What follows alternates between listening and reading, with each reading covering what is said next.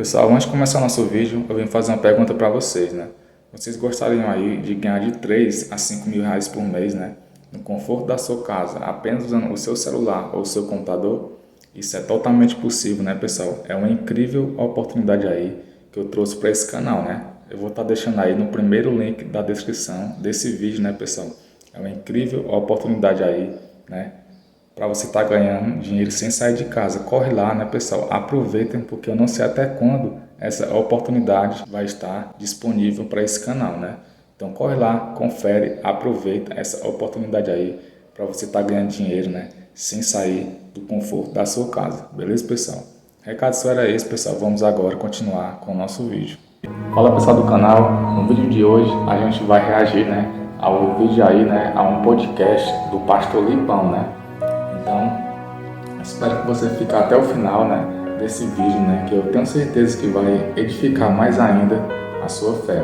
Beleza, pessoal? Caso você goste desse vídeo, deixa aquele like, fortalece demais o canal e ajuda a esse vídeo a chegar mais longe, né, e edificar também a vida de um máximo de pessoas possíveis, né, que é o objetivo principal desse canal. Beleza, pessoal? Caso você não é inscrito ainda nesse canal, já se inscreve, porque está saindo vídeo assim como esse, todos os dias. Beleza, pessoal? Vamos aí, né, reagir nesse podcast, né? Ele contou um pouco do seu testemunho, né? Como ele se converteu a Jesus Cristo. Beleza, pessoal? Lá em Joinville, o meu pai, ele entendeu que deveria se desvincular da Igreja Presbiteriana Independente. E isso bem no começo da minha adolescência. E não por esse desvinculamento, mas por causa da minha adolescência e também por causa de, sei lá, meu pai estava começando uma igreja nova, então eu acabei botando o pé na jaca e vivendo uma vida louca, longe do contexto da igreja. Eu acho que é bem pertinente falar isso, legal. Até porque, assim, eu sou muito grato à minha infância, foi incrível, meu pai e minha mãe, minha família é muito top, meu pai sempre foi muito estruturado, homem de Deus, alguém genuíno. Meu problema não era com o meu pai, meu problema era com a igreja. Eu odiava crente. Olha só, isso é muito legal a gente começar falando isso, né, pastor? Porque, é um pastor e tal. Então, pra você que tá ouvindo, já fica meio assim, é um pastor. Não, gente, escuta isso. Eu acho que é muito pertinente você escutar, porque existe uma... Pra quem é filho de pastor, principalmente, né? Lida com essas coisas, mas continua. Demais. Lida muito por conta do quê? Eu achava uma grande injustiça a vida pastoral do meu pai. Por conta do quê? Por conta de que meu pai é uma pessoa extremamente intelectual, culta, inteligentíssima, porém, dentro do contexto da igreja, ele nunca foi valorizado, honrado financeiramente.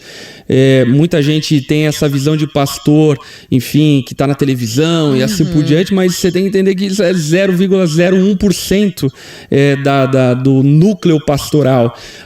Os pastores, em grande parte medida, são extremamente desonrados, extremamente tratados com desprezo em muitas ocasiões, enfim. Demais, né? E eu tinha muito problema com isso. E aí, na minha adolescência, botei o pé no acelerador e fui fundo, até porque a minha experiência não era com Cristo, era com a igreja. Olha, tem uma grande... Isso é muito importante, né, pessoal? Tem uma grande diferença aí, né? Porque, né, às vezes a pessoa pensa que é só ir para a igreja, né? Mas não, tem que ter um encontro real com Jesus, né? A verdadeira transformação não vem, né, por placa de igreja, né? Vem sim através da pessoa de Jesus Cristo, né? Se você for só para a igreja, né, e não se entregar verdadeiramente a Jesus, a sua vida não vai ser transformada por simplesmente você ir para a igreja A ou igreja B, né? Tem que ter aí uma entrega, tem que ter aí um encontro com Jesus para a sua vida ser verdadeiramente transformada. Diferença. Total diferença. E mesmo continuando a estar na igreja por conta de que meu pai, como pastor e como pai cristão, enfim, me induzia, me conduzia, eu nunca achei um problema frequentar os cultos e tudo mais. A partir ali dos meus 12 anos de idade, eu comecei a pisar feio e vivi muita coisa louca, enfim, fora dos caminhos de Deus, totalmente fora de uma vida correta moralmente. Então, ali na minha fase da adolescência, comecei a usar drogas, fui expulso de 4 escolas, estudei em 12 escolas em Joinville, Vivi uma vida bem desenfreada, enfim, usando droga, festa, balada, mulherada, bebida. E aí, no fim da minha adolescência, eu já estava num espírito extremamente cético, endurecido. Eu não cria mais em Deus, não cria mais no mundo espiritual. Eu estava entrando numa coisa meio nihilista, assim, sabe? Da visão da vida e do mundo. Tinha muito medo de morrer, porque para mim a morte significava vazio, significava escuro. Então eu vivia drogado e bêbado em muitas ocasiões, enfim. Caramba. E voltando para casa depois de festas e tudo mais, ficava com esse medo, cara, se eu morrer, o que vai acontecer? Enfim. E aí, numa ocasião, eu tava com uma menina. E aí, junto com alguns amigos, que inclusive um deles hoje é pastor junto comigo, a gente estava numa ocasião bebendo numa praça, bebendo, enfim, de madrugada e tudo mais. E de repente a menina com que eu tava, ela olhou pra mim e falou: eu tô vendo um espírito aqui. E eu falei: que mané espírito, menina? Você tá bêbada, não viaja, enfim. Não, ela falou: tô vendo um espírito. A minha família tem um pacto, não sei o que, papapá, e ele tá aqui. E eu falei: não, você tá bêbada e tal. E de repente a menina caiu no chão e começou a se contorcer no chão e falar grosso. Na época, eu lutava Muay Thai, amigo meu lutava Jiu-Jitsu, enfim. A gente tentando segurar a menina, não conseguia segurar. 2 homens tentando segurar uma menina. 4 homens. 4 homens. A menina, ela pulava do chão. Era uma coisa bem bizarra, assim, bem bizarra mesmo. E aí, sem saber o que fazer, eu lembro até hoje que daí eu peguei e falei: vamos orar. E aí eu peguei e comecei a orar, mas tipo assim, sem noção nenhuma, enfim, não tinha nenhuma vida com Deus, né? E não resolvia, obviamente não resolvia nada. E aí eu liguei pro meu pai, falei: pai, deu ruim aqui, me ajuda. Eu lembro até hoje que meu pai foi, e aí encostou o carro lá na praça, e a gente pegou a menina, colocou dentro do carro, e aí ele levou ela para nossa casa, e aí colocou ela na sala e orando por ela e assim por diante.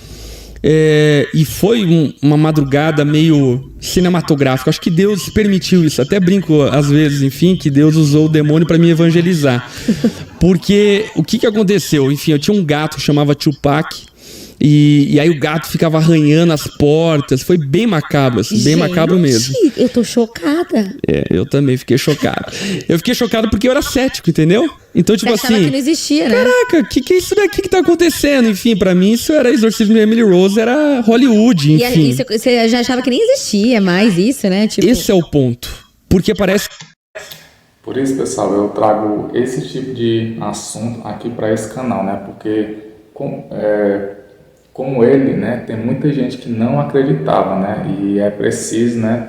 E foi preciso, no caso dele, né, passar por uma experiência, né, não muito agradável, né, para ele, mas Deus permitiu, né, e foi necessário ele passar por essa experiência, né, para ele crer, para ele acreditar, né.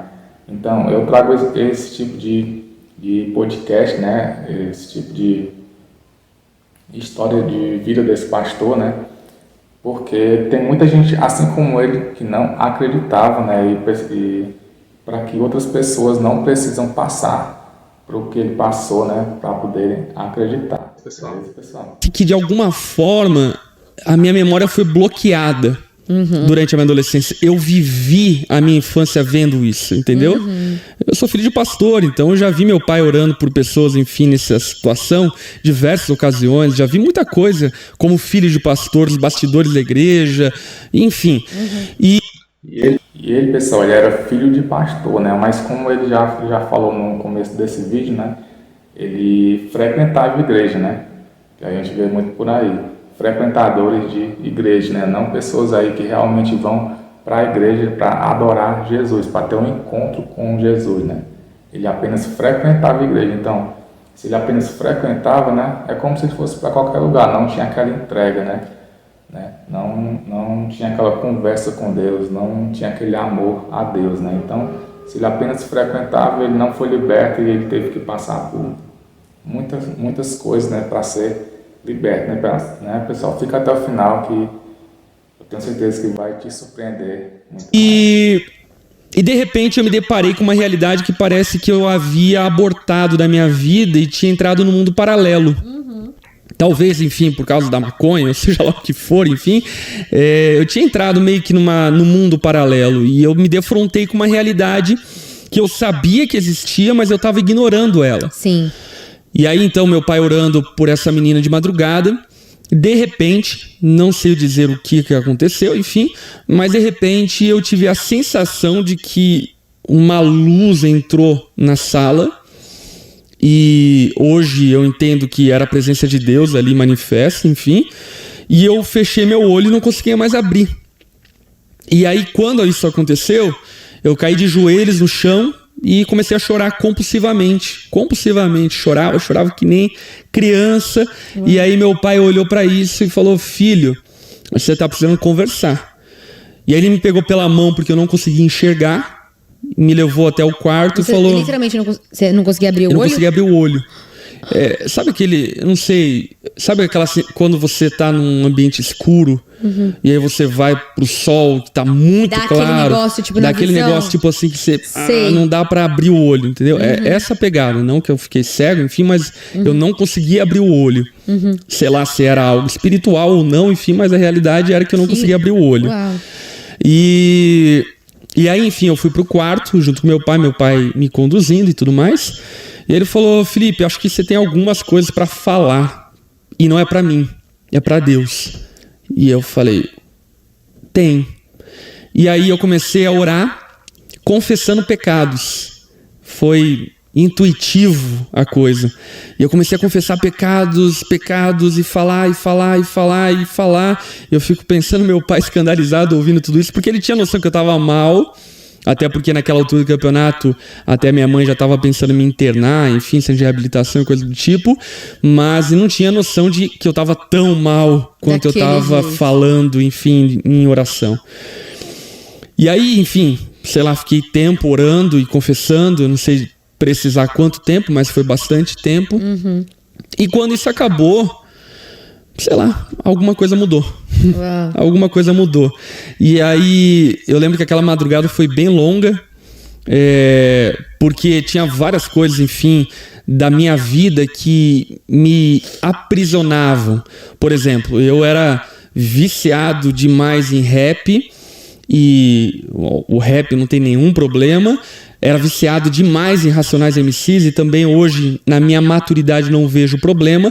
Porém, naquele momento me fazia muito mal, me induzia à violência, me induzia à noitada, era minha trilha sonora, né? Eu saía pra noite cantando Artigo 157 do Racionais. Então, eu olhando pra tudo aquilo, falei: cara, eu preciso me livrar disso tudo. E aí eu lembro que eu tinha toda a discografia do Racionais, do Bob Marley, do Tupac, Notorious Big, enfim. Peguei tudo aquilo, botei na churrasqueira. E aí tinha maconha em casa, escondido em vários lugares, enfim. Peguei toda cannabis, botei lá na churrasqueira. E, enfim, várias coisas que de alguma forma atrelavam a vida que eu vivia. Botei na churrasqueira e taquei fogo. E ali começou um processo de transformação processual, mas que foi muito rápido. Isso Você tinha quantos anos? É isso que eu ia falar. Aconteceu com 17 anos de idade. Uau! E olha só, com 17 anos de idade isso aconteceu. E aí, de repente, com 17 anos, aí eu deixei aquela menina. E com 17 anos eu conheci hoje a minha esposa. E quando eu deixei aquela menina, eu tomei uma decisão diante de Deus de viver um relacionamento legal, enfim, um relacionamento não... Muito importante, pessoal, o que ele falou, né? Ele tomou uma decisão diante de Deus, né? E a partir do momento que a pessoa toma essa decisão, né? A vida dela muda completamente. Foi um processo, né? A partir da oração, né? Mas a partir desse momento você tem que dar o seu passo, né? Como ele deu, né? E tomou a sua decisão diante de Deus, em ficar firme com Deus, em trilhar os caminhos do Senhor, né, pessoal? Tão destrutivo como eu vivia anteriormente, e escolhi deixar nas mãos de Deus essa área da minha vida. E foi muito engraçado porque quando eu realmente tomei essa decisão no meu interior, poucos meses depois eu conheci a Lari, e foi muito interessante a maneira como aconteceu, porque ela estava visitando a igreja do meu pai, que meu pai pastoreava, e aí ela entrou na igreja, eu olhei para ela, e aí eu olhei para um amigo meu, que inclusive, olha, agora que eu tô lembrando, ele estava na noite da menina endemoniada, e hoje ele é pastor da Onda Dura Novo Hamburgo, de uma igreja que a gente implantou lá no Rio Grande do Sul. E aí eu olhei pra ele e falei, cara, vou casar com essa menina. Enfim, nunca disse isso, não tinha, enfim, essa pretensão. E aí essa menina, que é a minha esposa, enfim, ela veio me procurar durante a semana no Orkut. Na época do Orkut, saudoso Orkut. E aí ela veio me procurar e falar, você vai em tal igreja? Mas ela sabia, ela veio da Miguel, enfim. E aí falei, não, e a gente começou a conversar, enfim.